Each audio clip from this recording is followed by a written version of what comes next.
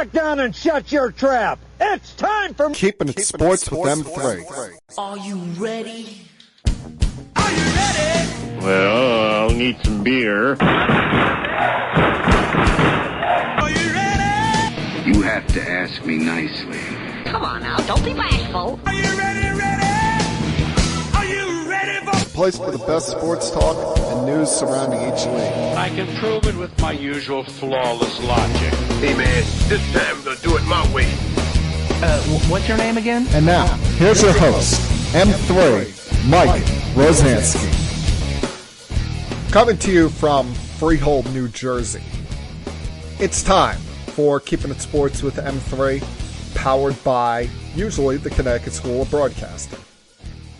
Good evening, everyone. Hope everything's gone well for you here on this Monday, the 26th day of August. I am, of course, Mike M3 Rosansky, coming to you on a Monday evening this week from my home here in Freehold, New Jersey. Going to try to bring the same positive vibes, positive energy that I normally do, especially considering it's the week of my birthday, and hey, I'm about to turn 36 years old on Thursday, and that still seems like a weird number to me, but no one really wants to hear about that. You want to hear me rant, rave, possibly get aggravated about things going on in the sports world for the next hour or so here, and a lot of things to talk about this week, a lot of things to digest, some thoughts on the situation surrounding Deion Sanders and the University of Colorado, some thoughts on Yankees Old Timers Day, which I actually got to attend this past Saturday, some critiques there that I saw. Finally, one of our big national nightmares in the sports world came to an end earlier this afternoon with Cee Dee Lamb ending his holdout with the Dallas Cowboys and signing a 4-year contract extension. Mixing some other baseball thoughts, some football thoughts along the way here, but I want to open up things this week talking about what is, once again, the up and down nature of the New York Mets. The 2024 New York Mets, who I seemingly cannot really get a good grasp on their season, get a good grasp on what direction this team wants to go, other than a mindset that I had this time last week when talking about the Mets, when I told you all that no matter what happened over the course of this 10-game gauntlet that they were about to start, that they would not be dead, but they also would not be in a playoff spot. The Mets would continue to toy around with teasing for playoff contention, but also not completely stab a knife through your hearts and any hope and any prayer that you had of being a playoff team this season. This week got off to a really good start for the Mets as they won 2 out of 3 against the Baltimore Orioles at home. Made me happy as a Yankee fan because the Yankees and Orioles have been nip and tuck for a long time this season as the two, I guess you want to call them alpha males of the American League East in their battle for avoiding the wild card round of the postseason and possibly getting home field advantage throughout the American League playoffs. So the Mets did the Yankees a favor there, but it was more important for the Mets as there's a lot of chaos going on around them, but they have not been able to completely take advantage of those opportunities presented to them. And you looked at this week as a testing ground. You looked at this stretch as a stretch where it could possibly decide their season one way or another, at least it seemed like the overwhelming majority of people out there that follow this team on a day in, day out basis, whether it be through the media, social media, fans watching on TV and commenting on all different platforms. But watching this team since, early June, when they got going on this run, I just never thought to myself that they were going to get in a playoff spot. But at the same time, I never said there's never going to be that they're going to be killed moment, because there's too many weird things going on around them. Take, for example, the Atlanta Braves. I can't explain the Atlanta Braves. I can't explain how the Atlanta Braves keep going other than the culture there being extremely strong. Matt Olson clearly has not had the season that he had last year when he was leading the National League in home runs. They've lost so many key important people, whether it be after 2 starts this year, their ace Spencer Strider going down for Tommy John surgery, losing Ronald Acuna early on in the season for the 2nd time in his career to a torn ACL, being without Ozzie Albies due to injury, a significant amount of time they were without Michael Harris II, Sean Murphy missing some time, losing reliever AJ Minter, now likely for the season due to a hip surgery. And the most recent blow to them is losing their third baseman, Austin Riley, in all likelihood for the rest of the regular season, and possibly if they get in the playoffs, minimum wild card round of that, as well, as he broke his right hand 8 days ago, getting hit by a 97-mile-an-hour fastball in one of their games against the Los Angeles Angels. But still, that team keeps chugging along. That team still somehow finds a way. It's always next man up for them, and now the next man up for them seems to be Gio Urshela. The Mets are also presented with another opportunity as by far the hottest team in baseball since the All-Star break has been the Arizona Diamondbacks. Hell, you want to go back to even the start of July, this team is 29-13. And a big part of that has been their star, their MVP candidate, second baseman, Ketel Marte. And now he's out for who knows how long due to a sprained ankle that he tried to play through, but aggravated it last week. And now they're probably going to take as much time as it possibly can for that thing to heal so that this does not become a problem. This is not a recurring issue, and that when he comes back, they're not just using him as a DH or a pinch hitter. He can go out there and play the field. But all of those happenings are providing the Mets opportunities that they're not taking advantage of.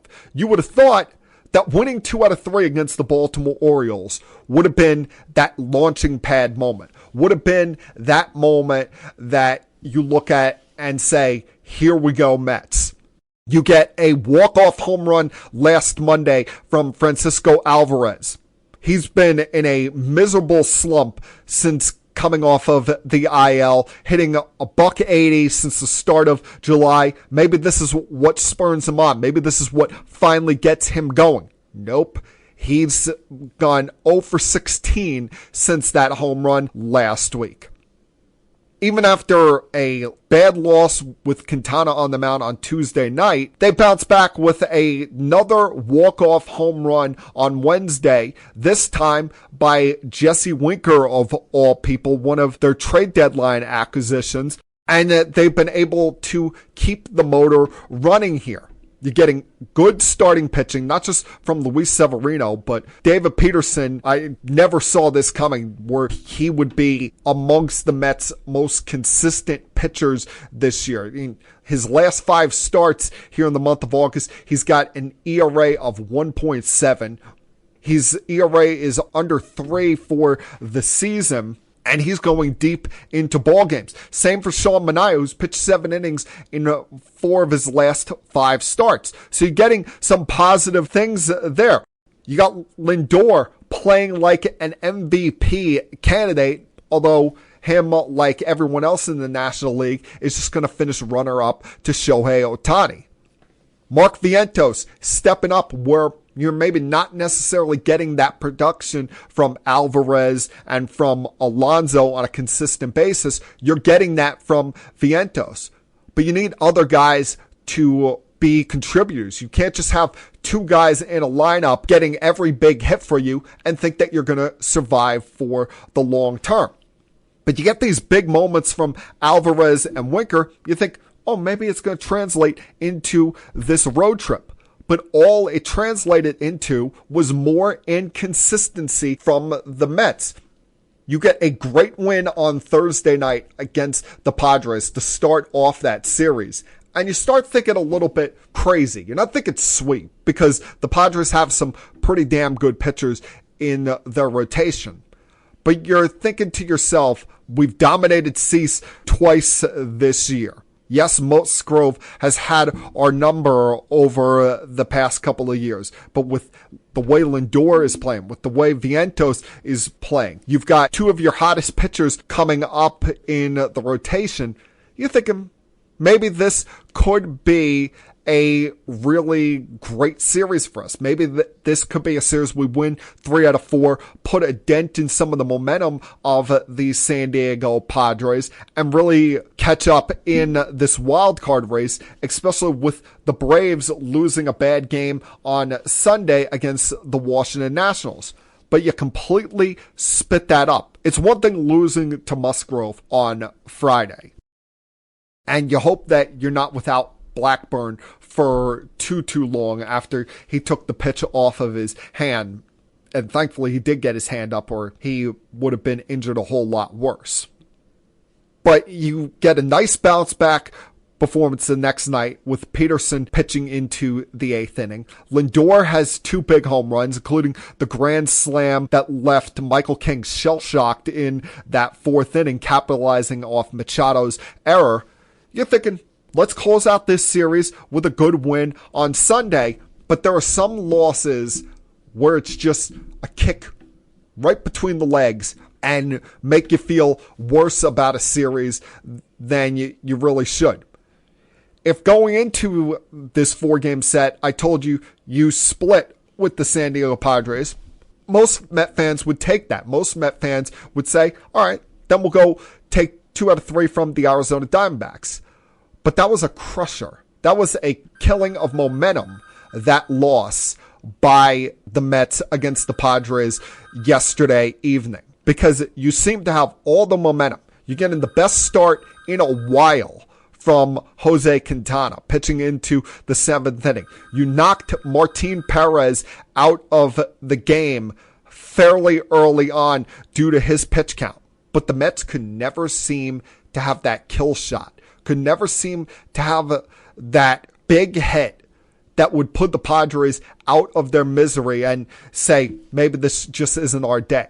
When you keep a team at home within striking distance and you keep missing on opportunities with runners in scoring position, eventually it's going to come back to bite. Whether it be Lindor striking out with the bases loaded in the 4th inning, or a chance with 2 on in the 5th and both Marte and Martinez strike out. You just had this sinking feeling that something's going to go wrong here. But when Budo got out of trouble in the 7th inning, I'm sitting there at dinner last night with my family. I'm thinking, all right, this is going to be a nice win for the Mets. All of a sudden, I look up at TV, and there's Jurickson Profar rounding the bases after hitting a game-tying 2-run homer off of Budo. Moments later, I'm watching Jackson Merrill, who in all likelihood is going to be the National League Rookie of the Year this year, hitting a walk-off homer off of Edwin Diaz, and like, damn, we missed an opportunity. Braves lost. We could have gained a game on them, been a game and a half out heading into Arizona on Tuesday night, and instead you fail to capitalize on a million opportunities. Now you go into a stretch where you have to take 2 out of 3 against the Arizona Diamondbacks. And something tells me that the Mets will do that. Even if a pitching matchup is not to their advantage. Vientos said something the other night that I really questioned when it came to this team. When he had his big performance on Thursday night, driving in 3 RBIs, including 2 in that 9th inning where they kind of broke the game open, he was talking about how they seem to rise their play against really good teams. Well, why don't you rise your play against everybody? Who are you? You're the Mets. You've never won a damn thing as a group, and you're going to be looking down on certain competition. That's why even if they win against the Diamondbacks over these next couple of days, you worry about what their mindset is going to be going forward, as they got a lot of games with the White Sox and the Nationals coming up. One thing Met fans, I think, can feel good about, even if you were not old enough to see it, in all likelihood, the Chicago White Sox are going to pass your record of futility. They just hit the 100-loss mark, and there's no way this team is going 12-19 over the final 31 games to avoid 120 losses on the season. They are just that damn miserable. But miserable is how Met fans probably feel today, as they've missed on so many opportunities in the last couple of days. You had momentum after these walk-off home runs against the Orioles, after a big grand slam on Saturday night by Lindor, but you've never been able to take that full-on lunge forward into being a true playoff contender. Especially when you consider the fact that you look at this Mets team and they seem to, for a while, have settled into this place of being anywhere between 4 and 6 games over 500. You like them to take that next step and jump to double digits over 500 and kind of build themselves a little bit of a cushion, a little bit of a safety net, especially with all that's going on with these teams around them. But they're not capitalizing on those opportunities. They're not capitalizing on this momentum. And this is a stretch with some of these losses that they've had where you will look back on it at the end of the season. Will it be getting swept by the Seattle Mariners and getting outscored 22-1? Or some of the losses you had to the Oakland A's, or not capitalizing to the fullest off the walk-offs against the Orioles and only getting a split against the Padres. This stretch here in August, while it's not going to kill your season, it's going to be what you look back and say, damn, those were momentous times where we didn't capture that magic, didn't capture that momentum behind us and really drive forward to being one of the 6 National League playoff teams. As I said, a lot I want to get to throughout this podcast, give you some more baseball thoughts coming up, including some interesting comments by a former Met over the last week that I have wanted to talk about the last couple of days. We'll get to some thoughts on Cee Dee Lamb and some of the other news surrounding the NFL as we move on, and some thoughts on Yankee Old Timers Day. So I'll try to fit that all in here over the next about 45 minutes here. Glad you guys could join me on this Monday evening. And as I tell you guys each and every single week at this time, please sit back, relax, hell, put your feet up, feel like it, and continue keeping it sports with M3. I'll be back.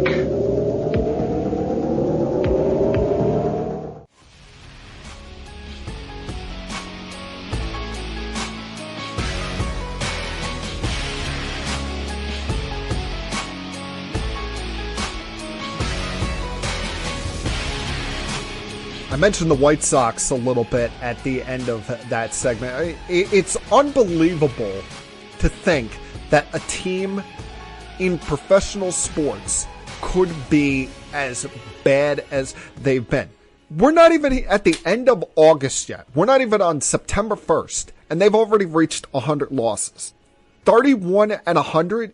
It's one thing when the 1962 Mets did that, because they were an expansion franchise, and they signed a lot of guys that were on their last legs. A lot of guys that were former either New York Giants, Brooklyn Dodgers, New York Yankees, guys who were notable names, but not good players anymore, just to try to get people in the ballpark, just to try to get some attention behind them. An expansive franchise losing that amount of games, that's understandable. This White Sox team, while they were never projected to be a playoff team this year, they weren't expected to be the worst team in North American professional sports history. This is an embarrassment. This is an atrocity. And what's even sadder when you think about it, they aren't even the worst offense in the sport this year. They aren't even the worst offense in the American League. The worst offense in the American League, especially this summer, goes to a team that is actually in contention, a team that is trying to make the playoffs, or at least I thought was trying to make the playoffs until about 55 games ago, and then they decided to start crapping all over themselves, that being the Seattle Mariners, who over the weekend made the very surprising move of firing their manager, Scott Servais. Scott Servais, who's been there for almost a decade now, led them to overcoming this extremely long drought they had of missing the postseason with that 90-win season back in 2022. But last year had a lackluster September that forced them to miss the playoffs. This year they get off to an awesome start. They had a 10-game lead on June 18th. And before you could even blink an eye, hell, before we even hit the All-Star break, they took that lead and threw it right in the trash. By the time we got to the All-Star break, them and the Houston Astros were in a dead heap tie. And think about it. The Houston Astros have had injuries with Justin Verlander missing time, have had at least 2 starting pitchers go on the IL needing Tommy John surgery, have lost Kyle Tucker, one of the best players in baseball, for a significant chunk of time. You have Alex Bregman looking like an old man, looking like he doesn't want to play baseball at times, having an atrocious walk year up until about a month ago. And still, they sit here with a 4-game lead over this Mariner team as we get set for games to start on this Monday evening. Because of this offense, an offense that is last in batting average, last in hits, last in on-base percentage, last in total strikeouts, 29th in slugging, 27th in runs per game. They got their manager fired. You've had bad seasons by some of their guys that they brought in during the offseason, including Haniger and Garver. J.P. Crawford has not had a good second year after what was an offensive surge last year. Julio Rodriguez has missed a chunk of time due to injury, and even when he was healthy, hasn't played well. They've made trades for a veteran like Justin Turner and Randy Arozarena, and Randy Arozarena is having a bad year in his own right. Remember, this was a team, as I talked about a couple of minutes ago, that absolutely destroyed the Mets on the second weekend of August. Remember, outscored them 22-1 over a 3-game series. And since then, they are 3-9. In the last 9 games, they've only won once. And to me, not all of this blame goes on Scott Servais. You got to put some of the blame on Jerry Dipoto. Jerry Dipoto, who seems to have even more of a lifetime contract with the Seattle Mariners than does Brian Cashman with the New York Yankees. And at least Brian Cashman, although I give him no credit for any of these 5 championships since 1996, at least Brian Cashman could say he was a member of an organization that won championships while he was there. What the hell has Jerry Dipoto ever won? He has 1 playoff appearance on his track record. It doesn't matter how great this rotation is. This rotation could have an ERA combined of under 2, and they still wouldn't win games because they're not scoring any runs. It's an embarrassment. Hell, now you're having to drag one of your legends, one of your Hall of Famers in Edgar Martinez to try and clean up this mess as the hitting coach. You're bringing in a guy like Dan Wilson, who's never even managed a minor league team, to come try to clean things up here. This is just an absolute train wreck for a team that has a rotation that could win a World Series. But offensively, they are grotesque. They are hideous to watch and, quite frankly, an absolute embarrassment. This is something I've wanted to get to over the last couple days, and that being the comments of a former New York Met, a guy that I believe should be still a New York Met, and I was surprised they did not make a better effort to go out and re-sign him as a free agent 2 years ago. That being Chris Bassitt. Chris Bassitt was a guest last week on the debut of Chris Rose's podcast, Chris Rose Rotation, on YouTube.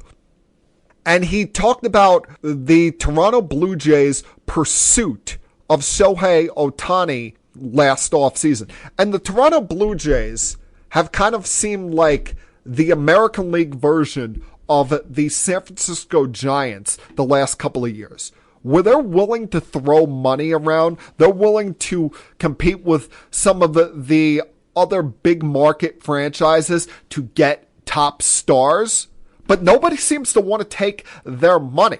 Nobody seems to want to go and throw themselves into that lifestyle of playing up in Toronto, Canada. They tried so hard to get the big fish, to get the biggest free agent in the history of baseball in Shohei Ohtani. Even put a contract on the table that matched the $700 million offer from the Los Angeles Dodgers. But he chose the limelight of LA over Toronto, Canada. So Chris Bassitt had a thought or two on that, and he said, quote, "The one thing I will say about the Blue Jays this year, we put $7 million into Shohei Ohtani's basket and didn't get him. That was the reality. I think we really didn't have a pivot to like another elite player. In today's baseball, you need 3 or 4 superstars. Look at the really good teams. They're not doing it with one superstar. They're doing it with 3 or 4 superstars. That's just the nature of the game now. The way that pitching is, the way that bullpens are set up, if you have 1 or 2 hitters in your lineup, you literally cannot be good no matter how good the player is. I don't think it's possible. Well, that's not true. Have you watched the Yankees this year and how that lineup has struggled around Soto and Judge up until about the last 3 weeks? It's been a train wreck at times, especially with Verdugo, Torres, and DJ LeMahieu, and the inconsistencies of Anthony Volpe. The Toronto Blue Jays have been that team, kind of like, almost like baseball's version of the Los Angeles Chargers, where we say they have a lot of talent. They keep being a lot of people's dark horse pick to not just win the division, but maybe make some noise come playoff time, but never seem to climb that hurdle of being a developing team into a contending team and a playoff team. They've made the playoffs one time since that group of a decade ago. Remember the Jose Bautista, Edwin Encarnacion group that was constantly in the ALCS or constantly leading the charge in the AL East? This team has grossly underachieved. Now, maybe some will say that Chris Bassitt shouldn't have made those comments. Maybe he should be more concerned about pitching, considering he's kind of having a down year by the standards that he's pitched to the last year or so, because this has been a very consistent middle of the rotation pitcher, but he's got an ERA in the mid 4s and has lost 12 games through 25 starts this year.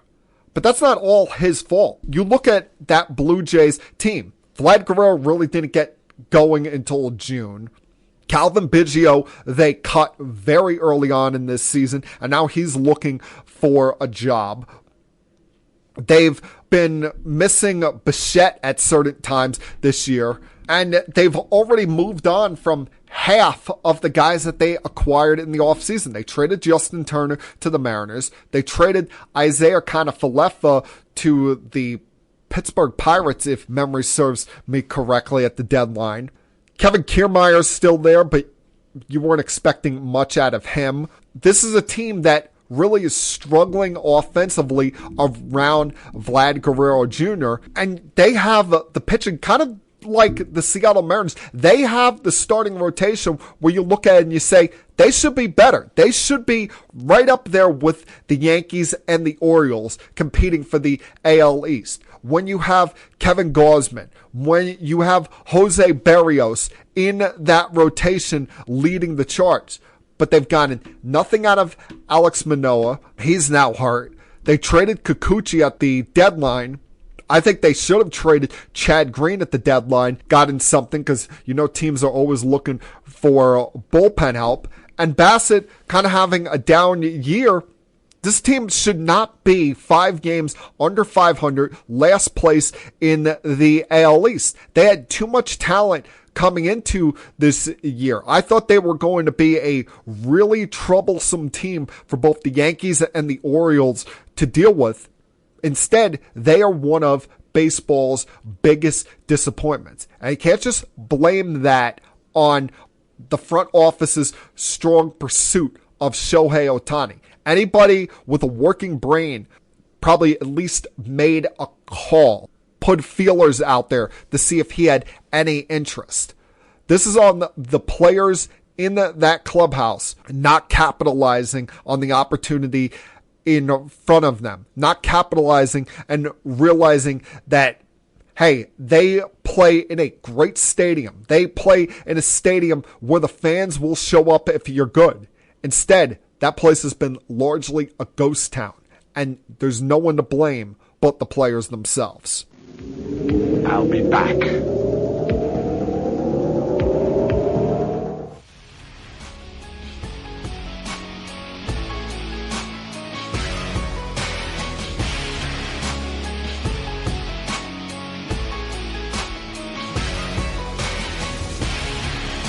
We are now just 10 days away from the start of the NFL season. I'm excited. I know every football fan out there is excited because even if your team has no expectations coming into this year, there's always the great unknown of any NFL season. Any given Sunday, we see it all the time. And hell, every year we have that team that surprises everyone, that team that shocks everybody. Hell, I told you guys, last week, the week before, that I was very bullish on the Washington Commanders coming into this season. I looked at them as a team that could surprise some people. Up until today, I thought possibly they could be the second team to the Eagles in the NFC East. That wasn't until about 1:30, 2 o'clock East Coast time when Adam Schefter broke the news that finally one of the great national nightmares, if you want to call it, in sports ended. Finally, the Dallas Cowboys grew a damn brain and locked up star wide receiver Cee Dee Lamb to the contract extension that he had been seeking all off season, ending his holdout, giving him a 4-year deal for $136 million. The important things here are he's getting a $38 million signing bonus, the largest ever given to a wide receiver, and $100 million guaranteed. He was clearly looking for a pay raise from his 5th-year option on his rookie deal and did not want to play under that, did not want to head toward a possible situation where he could get franchise tagged after this year, because I do think the Dallas Cowboys would have used the franchise tag on Cee Dee Lamb. Feels almost inevitable that we're heading toward a future breakup with the Cowboys and Dak Prescott. The fact that they are not giving him a contract extension. But Lamb is the guy that you wanted to get done, especially if you expect to contend this year. If you expect to get the best possible season you can get out of Dak Prescott in what could be, and likely I think will be, his final year as a Dallas Cowboy. And whoever that quarterback is for them moving forward, if Dak is moving on from the Cowboys after this season, you want them to have the best weapon possible to come into, because you look at the Cowboys offense after Cee Dee Lamb, it's the worst in the division. You don't have another guy on that wide receiver unit like what A.J. Brown has in Philadelphia. He doesn't have a clear number two to him. He doesn't have his Devontae Smith. You don't have a guy that is even on that level of a Terry McLaurin or a young up-and-comer that's the level of a Malik Neighbors with the Giants. It's a lot of guys where it's either retreads or you're hoping, praying to get the best out of them. So you needed to get this deal done. You needed to end this holdout as soon as possible. And there's still some concerns here because he's missed all of training camp. Now, we know he wasn't going to play in any of the preseason games. But it doesn't matter how much conditioning you do, how much cardio you do to prepare yourself for a season. It's different, the practices you have in training camp with the pads on. It's different running around outside to get yourself in shape. Whereas running around on a football field, making turns and cuts everywhere with football pads on and potentially having someone come at you and just want to run your ass over.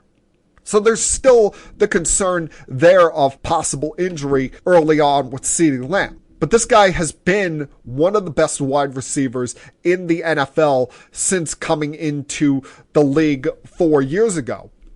You look at last year where he had played 500 snaps in the slot, played 438 outside, had at least 7 games of 11 receptions in 2023, the most by a receiver in a season in NFL history. 29 of his catches were for 20 yards or more, tied with Tyreek Hill. He had a 92-yard touchdown catch against the Detroit Lions, second longest in franchise history. He's got 32 touchdowns in his first 4 seasons. He's been amongst the elite in this sport. There was no reason not to pay him. He's not just one of these guys that just darts down the field and you throw the ball to. You could do so many different things on an offense with him that it's insanely hard for a defense to cover him. Jerry Jones was just being extremely egotistical, and eventually he had to go crawling on his hands and knees to go get this guy back because he knew that even despite the injuries at the running back position for the Cleveland Browns, even despite how much of a train wreck the New Orleans Saints look, you've got some tough games early on in this season with the Ravens, playing the Giants on Thursday Night Football. Always going to be tough going up against a division opponent. You've got the Lions. Your bye is in week 7. So you're finishing up with 11 games straight to end this season. You needed this guy here as much as possible. Even if, say, he gets hurt by week 4 and has to miss 3 weeks. Good. Get him back by week 8 and you try to roll on. Because the Eagles look ready and raring to go. They just made a trade over the last couple days to get another receiver in there. And I know Johan Dotson has not lit the world on fire like people expected him to when he was a first-round pick 2 years ago. But he doesn't have to be the star there. He can come in behind A.J. Brown and Devontae Smith and be that number 3 wide receiver. He can kind of just ease into a role on an offense that has so many weapons to Jalen Hurts dispense, even now having Saquon Barkley in the mix there to go along with Dallas Goedert as your tight end. how Washington could still be an interesting team here after making this trade. Maybe do they turn around and use that third-round pick that they got from the Eagles and put it as part of a package to go get Brandon Ayuk? That's been a team that Ayuk has been interested in, especially if you follow him on social media. And the 49ers, I'll continue to say this, I know there was been a lot of debate across multiple platforms today. What teams under most pressure? What quarterbacks under most pressure? To me, it's still the San Francisco 49ers. At some point, you're going to have to pay Brock Purdy. At some point, Christian McCaffrey is not going to light the world on fire. You're even seeing him dealing with nicks and bruises in this training camp, dealing with a calf injury that may prevent him from playing in week 1. You've got so many guys on this team that are looking to get paid after this year, led by Dre Greenlaw. It's now or never for this team, because you're not going to be able to pay Brock Purdy, Mr. Irrelevant, money forever.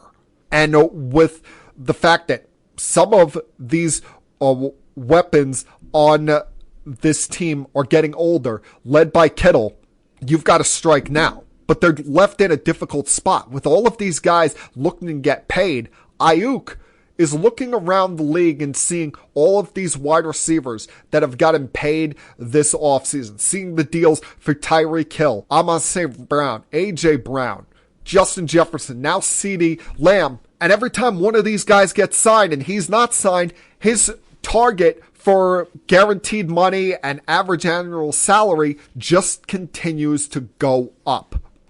And now it's left the 49ers in a difficult spot because he's on a hold-in situation. He's been at training camp, not practicing.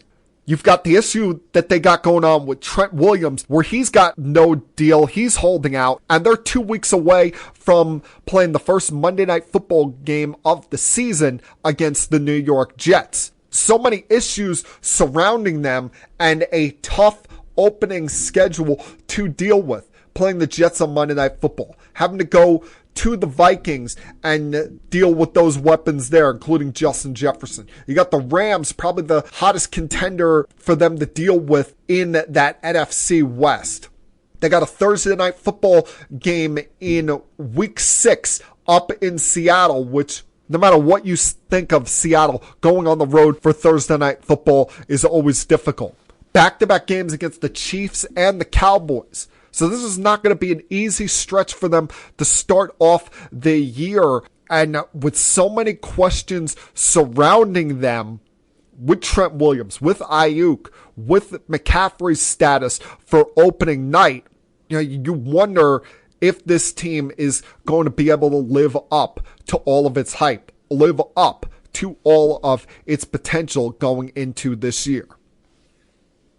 A team that has a lot of, I don't know if you want to call it hype, because I don't think anyone's predicting them for the Super Bowl, but a lot of people think they could win the AFC East. I'm not one of them because I got to see them play in cold weather, is the Miami Dolphins. And while I've been very critical on the Miami Dolphins this offseason, with their inability to play in cold weather, with how putrid their season ended in that playoff game against the Kansas City Chiefs, I have not been one to sit here and tell you that Tua Tagovailoa is a scrub. Now, I wouldn't have paid him $53 million, but he is a legitimate starting quarterback in this league. Top 10? Questionable. I would definitely put him in that top 15 category, but I don't know if I'm putting him up there. Definitely not in the category of the Mahomes, Allen, Jackson, Burrow kind of guys. But he is definitely a good quarterback. And I think it's more than just the fact that he has Jalen Waddle, Tyreek Hill, and now Odell Beckham there as his weapons. This guy is a legit player. But even I, as a Jet fan, someone who despises the Miami Dolphins, have my entire fandom, felt bad for him last week. I know they always say there's two sides to every story, but hearing his comments about how awful Brian Flores treated him when he was the head coach of the Miami Dolphins quite frankly, makes me sick. Listen, we've seen in the sports world kind of this softening of organizations where teams are afraid to criticize players. I think at times we've gone a little bit too soft. But for him to be going to practice seemingly every day for those first 2 years of his career, being told that, if it's true, what he told Dan Le Batard last week, being told by Brian Flores that you suck at what you do, you're not doing your job right, you shouldn't be here, that he didn't want to draft him, pretty much making it apparent that he wanted Justin Herbert rather than Tua Tagovailoa. I feel bad for the kid. I felt bad a lot for Tua these last couple of years, some of the things he had to deal with. Not just this criticism by Brian Flores, but the concussion issues he dealt with 2 years ago. The fact that he really didn't have anything around him his first year in 2020 and kept getting benched in the fourth quarter of games for veteran Ryan Fitzpatrick. Then dealing with all of the speculation about the Dolphins possibly trading for Deshaun Watson. It could be a lot for a young player to deal with. And who I think gets the brunt of the bad look here, it's not the Miami Dolphins organization. Hell, it's no one even in their organization right now. I wouldn't even say it's Brian Flores. You know who gets the worst look here? It's Bill Belichick.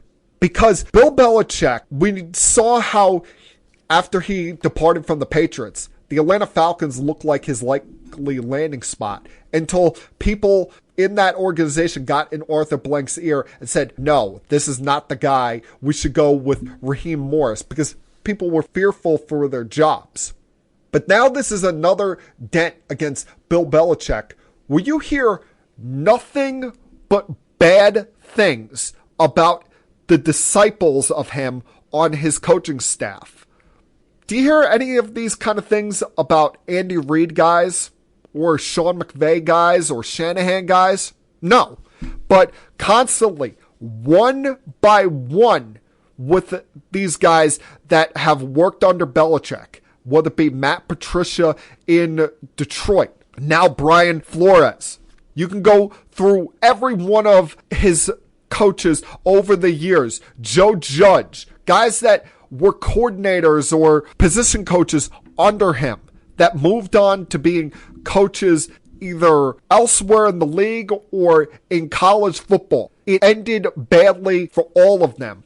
And everywhere, once they left, you heard what a miserable human being that person was while they were there.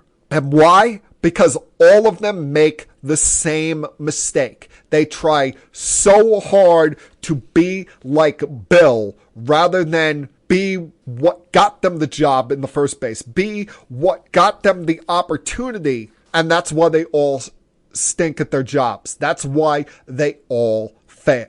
So this is a message to Gerard Mayo.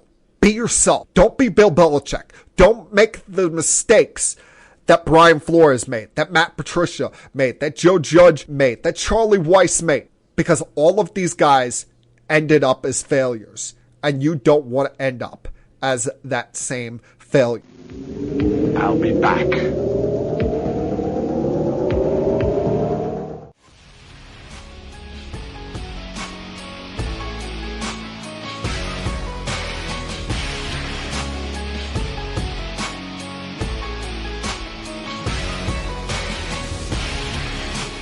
I saw this morning this headline about what's going on out in Colorado, where the University of Colorado put out a statement announcing they have banned Denver Post columnist Sean Keeler from asking questions of the head football coach, primetime Deion Sanders, or other members of the football program. They put out this ridiculous statement putting it out there, these claims, including Keeler referring to Sanders as Deposition Deion, the Bruce Lee of BS, and, quote, a false prophet in his use of phrases as such as Planet Prime, the Dion Kool-Aid, calling their school a circus, and the ban on him is indefinite. There's no timeline here. And I can understand that there are some members of the media, beyond just the well-disliked, well-disdained Skip Bayless, that like to be clickbait guys, that like to put comments out there and just say whatever they feel like, even if it is stretching the truth. I've been highly critical of the University of Colorado in the last year, especially when you consider they got off to that hot start, winning 3 of their first 4 games, including an opening week game where they beat the runner-up to the previous national championship game, TCU, at TCU. But then after that opening start, they would finish 4-8 on the season and last place in the Pac-12. So putting out a statement like this makes the school look small. I can understand wanting to defend your head coach against a guy in the media who's an absolute jackass, but Dion and the University of Colorado should be more concentrated on trying to win games, more concentrated on trying to build their program up to being a true legit contender rather than a fake contender. But I do agree with them making this ban here. They shouldn't have made it so public with the statement that they put out there, this press release, but there's ways to go about it rather than doing this. Because I'll be honest, I don't watch every post game for the Colorado football team. But if comments like this are true, whether they've been uttered at a press conference or in just his articles for Sean Keeler to try to gain clicks, they are pretty awful comments, especially when you say that Dion is acting as a false prophet. That's insulting to a man who's a very religious person at heart, that takes that as such an important part of his life. So all the way around, I think everybody looks horrible here. Sean Keeler probably looks the worst because he's trying to be this new, young, hip version of Skip Bayless. But Colorado, let's gain attention publicly on winning games, trying to turn yourself into a respectable football program in the Pac-12, what's left of the Pac-12 before you guys officially have your DOA moment at the end of this year, rather than concerning yourselves with wars with members of the media. There are things as a sports fan that I have always wanted to attend when it pertains to the sports teams that I root for. As many of you know, I am a season ticket holder with the New York Jets. So there's some fun things that they do on game day that I've gotten to attend over recent years. Fun moments that I've gotten to witness being at pretty much every home game since 2018. I try to go to at least 1 or 2 Devils games per year. Haven't been to as many Brooklyn Net games recently and don't know how many I will attend this year. But what I have always looked to do the most as a fan of the teams I root for is go to Yankees Old Timers Day. There's always been some kind of scheduling conflict for me, especially with work, preventing me from going to this event that growing up I've always treated as a big deal. But it feels like as we've gone on here, portions of the fan base are not treating it as much of a big deal. The Yankees did an awful job with how they opened the event. I get to Yankee Stadium at about 5 minutes to 11, and there's still lines around the stadium, around the block.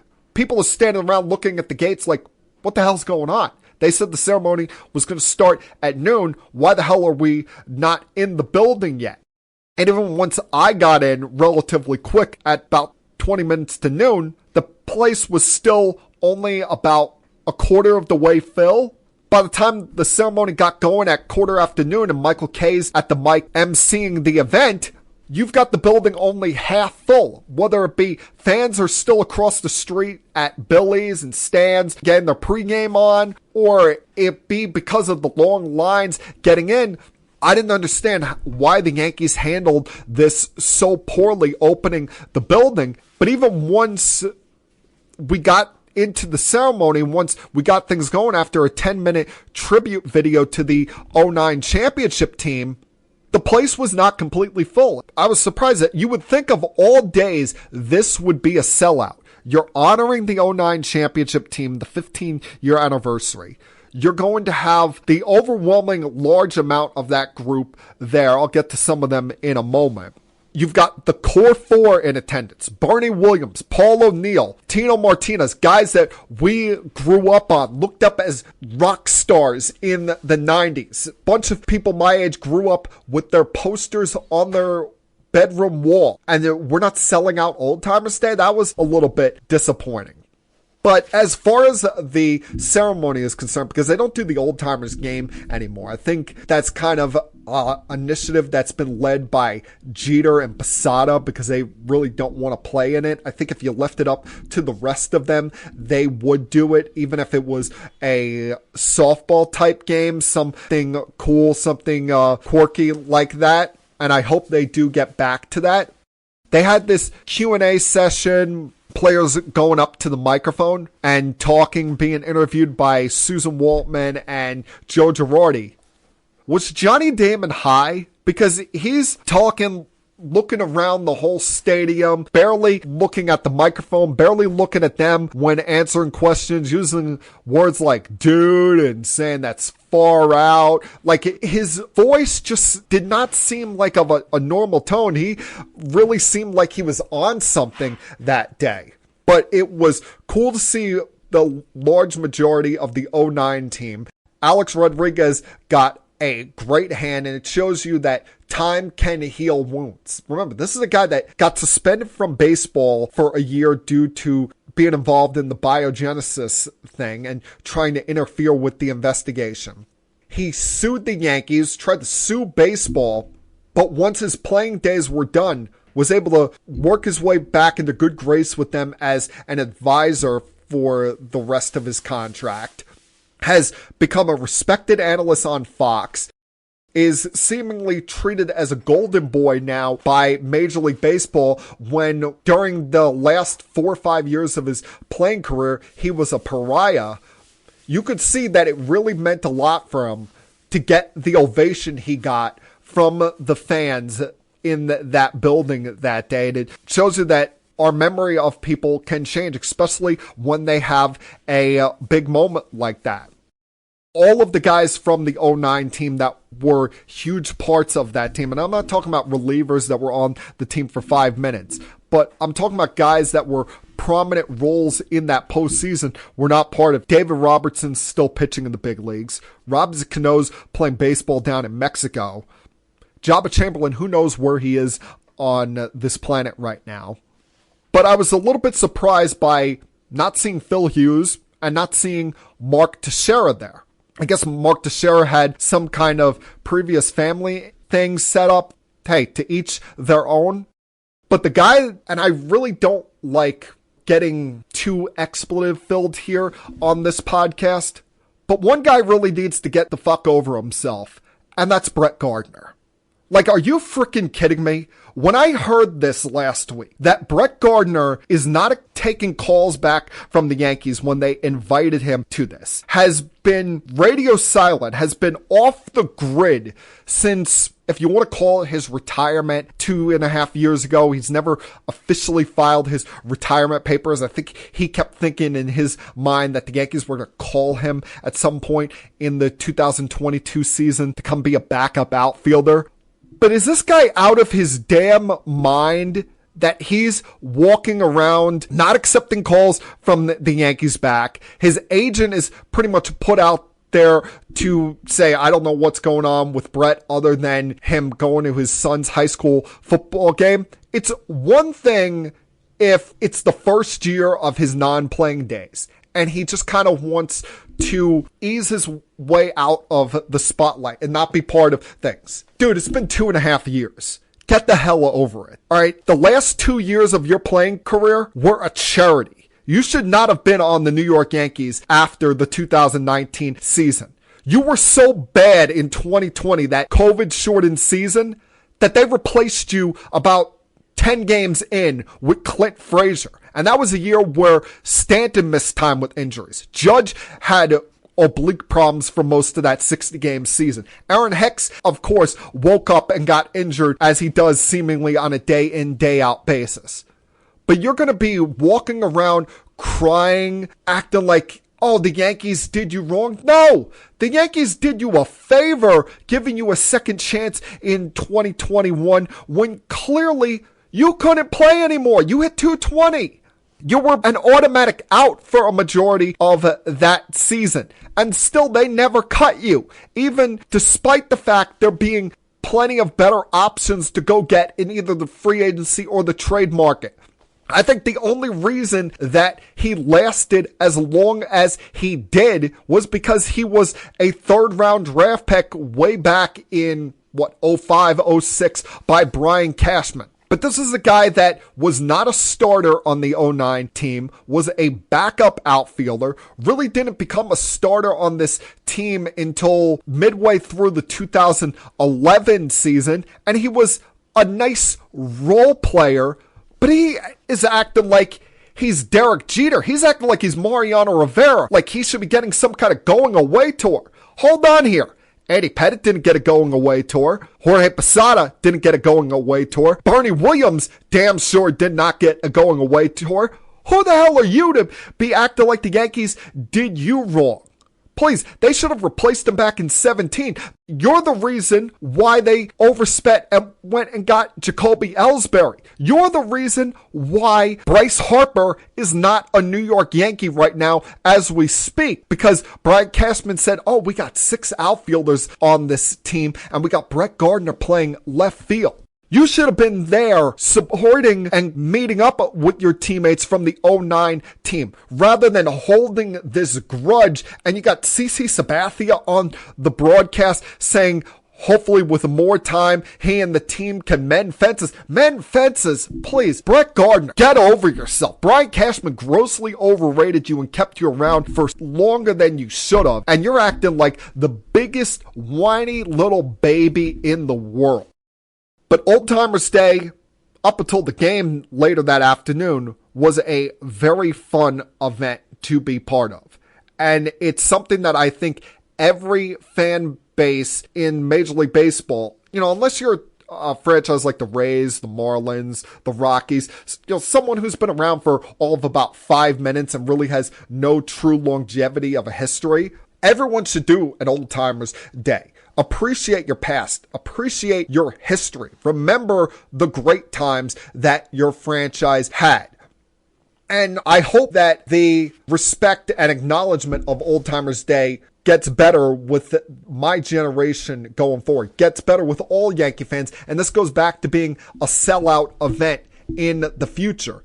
When it comes to having the likes of Jeter and the rest of the core 4 back there. Hideki Matsui, A-Rod, even, 15 years down the road when Aaron Judge is part of Old Timers Day. Now, I hope that we're not viewing Aaron Judge as being a non-player at Old Timers Day anytime soon, because right now we're watching greatness, ladies and gentlemen. Right now we're watching something that I'm sure if I had ever gotten the chance to talk about this with either of my grandfathers, they would have talked about with me the likes of seeing Babe Ruth, seeing the likes of Mickey Mantle, seeing the likes of Joe DiMaggio, Lou Gehrig, seeing their greatness in front of them and getting to admire and appreciate that.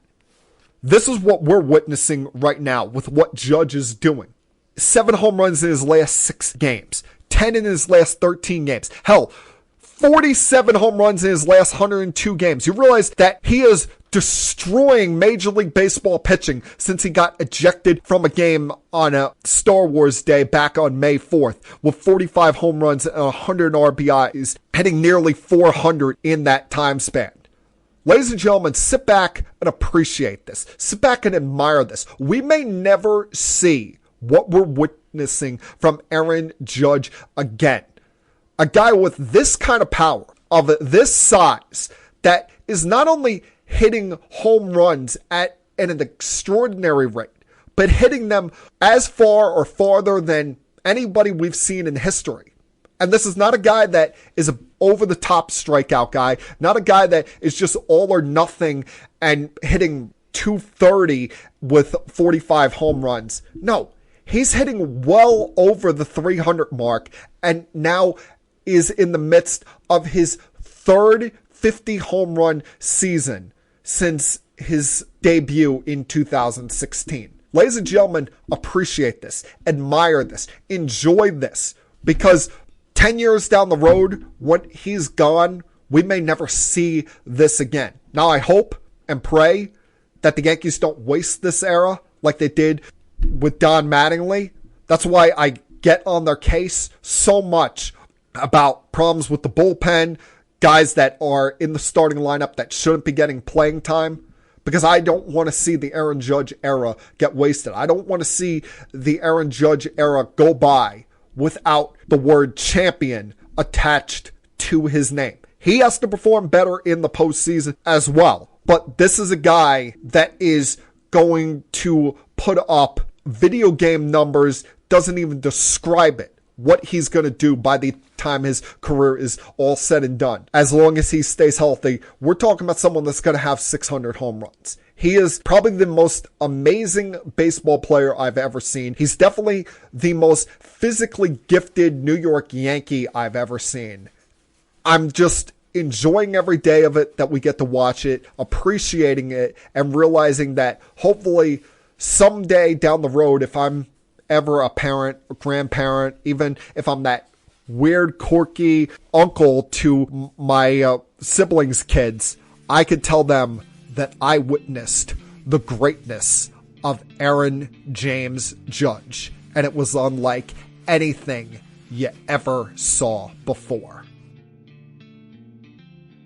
And that, my friends, was Keeping It Sports with M3 from Monday, August 26th, 2024. Everyone, please have a great night. Have a fun, safe, happy, healthy week. You get one life, people, so you might as well try to live it up. And I'll talk to you guys again next week. Until then, peace. We have to go. Good night, everybody.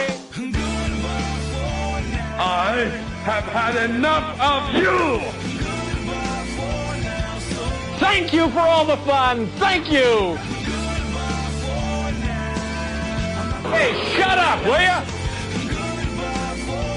I don't want to see you, I don't want to hear you, and I don't want to smell you. Now leave. I'll be back.